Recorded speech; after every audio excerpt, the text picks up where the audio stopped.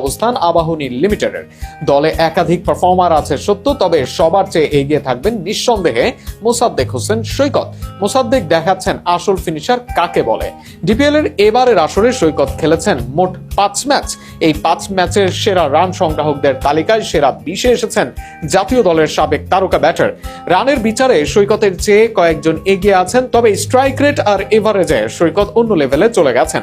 DPL এর সৈকত batting করেছেন 89 এভারেজে, আর strike rate দেখলে মনে হবে সৈকত ভুল করে খেলছেন টি-20 ফরম্যাটে, কেননা এবারের ডিপিএল এ তার স্ট্রাইক রেট 129।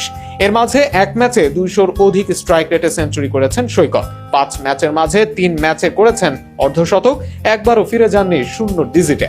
তবে সৈকতের সবচেয়ে নজরকাড়া ফিচার অন্য জায়গায়। এই আসরে 4-এর চেয়ে ছক্কায় বেশি মনোযোগ সৈকতের। 15-4 হাঁকিয়েছেন, যেখানে ছক্কা হাঁকিয়েছেন তার 1.5 গুণ। এবারের আসরে সৈকত মোট হাঁকান 22টি ছক্কা। সৈকতের চেয়ে বেশি ছক্কা হাঁকাতে পারেননি ডিপিএল এর আর কোনো ব্যাটার। নিজের অন্যতম সেরা সময় যে কাটাচ্ছেন দলের হয়ে সৈকত, সেটা তো অনুমেয়ই। জাতীয় দলের সৈকত ছিলেন পার্ট টাইমার, তবে ডিপিএল এর পরিসংখ্যান দেখে এখন সেটা বলার উপায় নেই একদমই। ব্যাট হাতে ঝড় তোলা সৈকত, বল হাতে ভীষণ আঁটোসাঁটো। এবারের ডিপিএল এ সৈকত বল করেছেন 4-এরও কম ইকোনমিতে।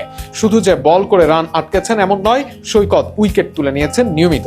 এবারের আসরে 6 ম্যাচে 11 উইকেট সৈকতের। নিঃসন্দেহে ব্যাটে বলে এমন ছন্দ বর্তমানে দেখাচ্ছেন খুব কম বাংলাদেশি খেলোয়াড়। তুলনা তাই এসে যায় মেহেদী হাসান মিরাজের সঙ্গে। জাতীয় দলে যখন নামেন মিরাজ, তখন চাহিদা থাকে বড় শট খেলার, কিন্তু সেই কাজটা ক্যারিয়ারে কখনোই করতে পারেননি তিনি। বর্তমানে অবস্থা আরো নাজেহাল। বল হাতে পার পেলেও ব্যাট হাতে একদমই ছন্দহীন।